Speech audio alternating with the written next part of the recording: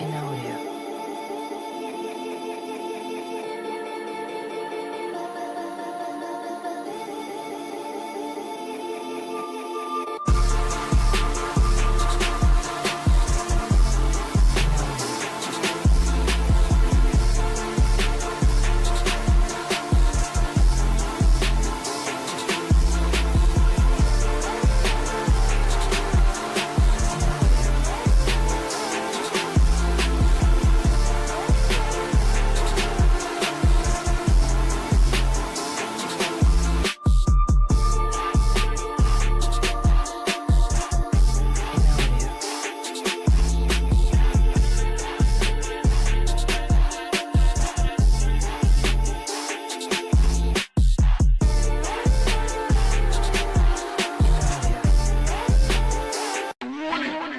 Stop talking about Aston Villa.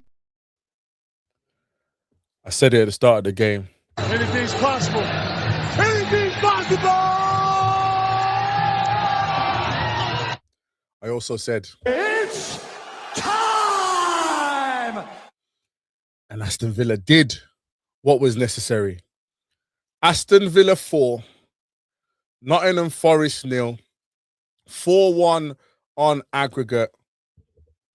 Many said that we wouldn't do it. Many said that we were tired. Many said that Unai Emery had ran out of ideas. Villa fans, non-Villa fans said it. They all said that we wouldn't do it. But here we are, people. Here we are, going to Turkey. Going to Turkey to win the Europa League. Guys, I sat here last week, Thursday. Not here. And I was worried. But I also said, we're going to do it. Then I sat here on Sunday on the stream. And I said I was worried because we'd lost 3 games on the bounce. And that performance against Tottenham didn't give me much hope for today. But, you know, in life, there's a game called checkers. And it's a game that you learn when you're quite young, you know, because it's quite simple in its rules. But then as you get older or as you get exposed to different types of board games, you're then exposed to a game called chess. And it's not as simple as checkers. And what I'm realizing, people, is that I've got a manager called Unai Emery, and I call him my Spanish uncle. And I think I forgot that he's playing chess when we're playing checkers. Because when we saw what happened on Sunday, everybody's like, oh, yo, we're not gonna do it. Yo, he said, yo, calm, tranquilo. Man said, tranquilo. I know what I'm doing. And Aston Villa are going to Turkey. We're going to Istanbul to win the Europa League. We've got a game against Freiburg. I don't know much about them. Do you guys know much about them? I have no idea much about them. But I am very much excited about the 20th of May. I've had it locked in my calendar for weeks, for months now. And we're gonna be there. Listen, guys, I rarely see Aston Villa get to finals, man. I'll be honest, I've rarely seen it. But I'm so happy right now. And you know what was for me most important about today? Obviously the result, but the performance. Some of that ball movement, some of the movement between our players, some of the play that I saw today. I haven't seen it from Aston Villa in a while. And evidently, big up JB for that score prediction because it came through. Evidently, Unai Emery just had a masterclass today. He said, listen, backs against the wall. I'm going to roll the dice. And you know what I want to see? I want to see that for the rest of the season. I want to see that against Burnley. You know what I mean? Let's secure Champions League through the league on Sunday, and then we can chill. Let Liverpool do what they want to do the week after or whatnot, or and rest the players that we need to rest for the final, because the final is now what is most important, guys. I'm so happy. What beautiful goals! That first goal, Emery Buendia, guys.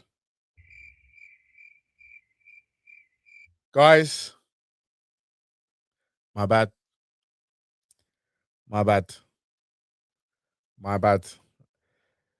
For the whole season, I've been getting on to Emery Buendia. But that man today,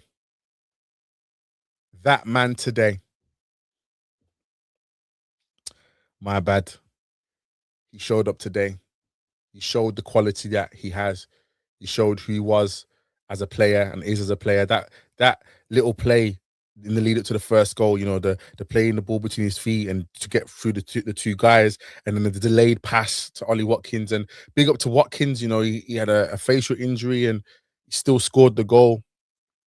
He still scored the goal to get us kicking. And then we get the penalty in the second half. You know, I think the ref was a bit easy on Forest at first, but then I'm glad VAR came through for some points. And you know, I was worried about who's going to take the penalty, but Emery Buendia, you know, he's got a heart of steel, man. Do you know what I mean? He's got a very determined mind, because the last time he took a penalty in a pressure game, he skied it. I remember he skied it, but he did it. And then the 2 goals for John McGinn just showed the prowess that we had today. Spurs had to make all the changes at half time. You know, we were running them off the park. And then they brought on Ryan Yates to kind of trying to shut down that midfield area and not let Emery Buendia and Yuri Tielemans have too much time on the ball. But it didn't work. You know, that goal, the first goal for John McGinn, long ball, Morgan Rogers, cushion header to Ollie Watkins, first time pass, first time finish. Guys, this is the Aston Villa that I've been waiting to see all season. And we're seeing it now. And gosh, it's not easy, man. It's not easy over here, man. It's not easy over here as a Villa fan. But it's so good to get that win. We're going to a European final. I'm sure that we'll probably be the favourites for this. KJ, listen. I don't actually care right now, bro. I'm over it, man. I'm just excited about my team. Yeah, I mean, I was bigging up Villa today, man. I know Aston's kicking off right now, and let's prepare for a beautiful day in 2 weeks' time, in 13 days' time. It's going to be a great occasion. Emery has to get all the respect in the world. He was playing, as I said, he's playing chess and we're playing checkers. He knows what he's doing. He rested those players on Sunday for a reason, evidently, and he had this game in mind, knew what he was going to do, and probably didn't want to give any inkling of what he was going to do. As you guys know, I also follow NFL, and you know, that's like a Bill Belichick move. You know, just sending out like not showing anything or anybody your playbook until the game. So what a game. I can only imagine what it's like now at Villa Park, man. I can only imagine what the fans are feeling. I can only imagine the energy on that walk from Villa Park to the station, Villa Park to Witten Station. I can only imagine what it is, man. I can only imagine what it is. But we are here. Aston Villa are finalists of the Europa League. And guys, I said before, I'm not one to get emotional especially not online. But I think if Villa do something special in 13 days' time, then there might be some emotion, guys. There might be some emotion that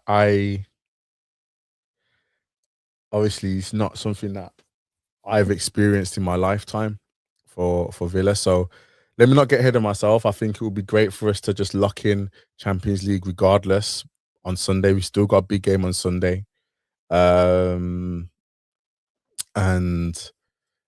you know, for all the talk that we had on since Sunday about Unai Emery and just the doubts and everything that we felt, I said it the other day. I said football's fickle. I said if we win on Thursday, all will be forgotten. And not only did we just win, we battered Forest today.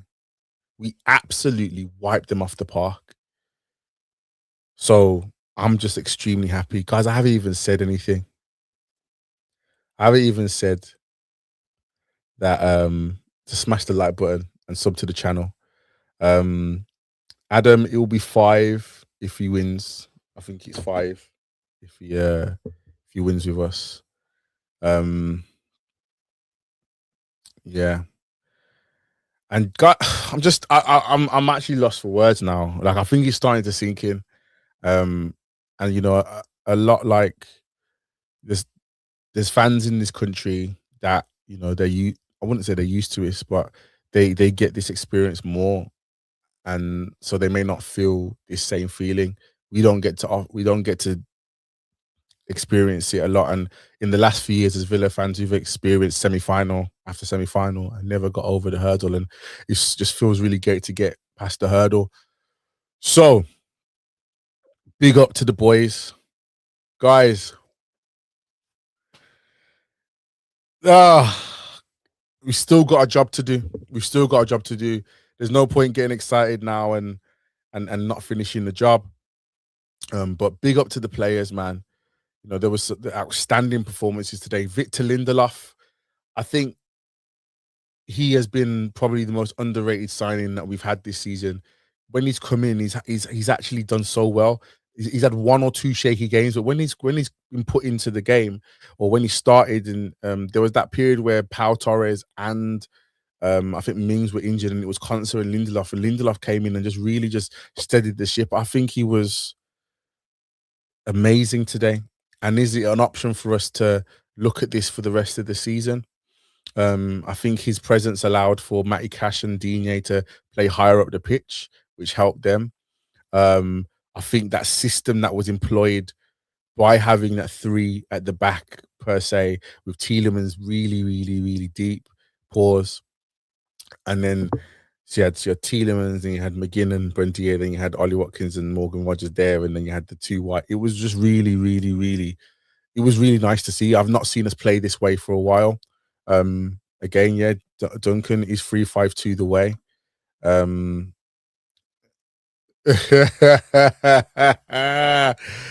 So yeah, we'll be all right. I'm just gassed. So guys, listen, you know why it's also a great day? It's also a great day because there's no consequence. 3 games on the bounce now. I've had to eat something with some spice. And today, I can sit here and say there's no consequence. Because the boys did what needed to be done. So we're there. Let's just do a quick player ratings whilst I'm here. So let's just go. I'm just going to do a starting lineup. Let's go from the back. Emi Martinez, he wasn't that busy for most of the game today, but when he was called upon, he did what was necessary. That's the Emi Martinez that we need, solid at the back and just a good and called up. I'm ready when he's called upon. Matty Cash had a decent game as well. No crazy mistakes today. A couple slips, but it's all good. I think I'm going to go for the back 3 of Konsa, Lindelof, and Powell was so amazing tonight. I've not seen that level of continuity for a while, and them playing against Igor Jesus and Chris Wood, where Chris Wood would probably would usually cause problems. I haven't even given the rating. So Emi Martinez, you know what? Andy just said it. He just said it. 10s all round. 10's all round. You know what? I'm not even going to bother. 10's all round. What do you mean? 1-0 down against a Forest team that were up in confidence, and we did the work. They're the ones that are scoring goals for fun. They're the ones that are slapping up Chelsea. They're the ones that are slapping up Sunderland. They're the ones that are slapping up Burnley, and everyone's saying, "Oh yeah, go." We did 10's all around. 10's all around. So there it is, guys. Listen, I'm so gassed. I'm so gassed. But again, as someone said just before, there's still work to be done. Big game on Sunday. Hopefully, there's no hangover, and we can just sort out that Champions League through the Premier League on Sunday. Then we can relax and just look forward to the 20th of May. Do you get what I'm trying to say? But guys, listen, before I go, just flood this chat with some fire emojis. Flood this chat with Up the Villas and UTV. Share this link with somebody so they can watch on the playback. Make sure you're smashing that like button as well. Make sure you're smashing that like button as well. This has been Villa in Noir. This is Aston Villa going to Istanbul.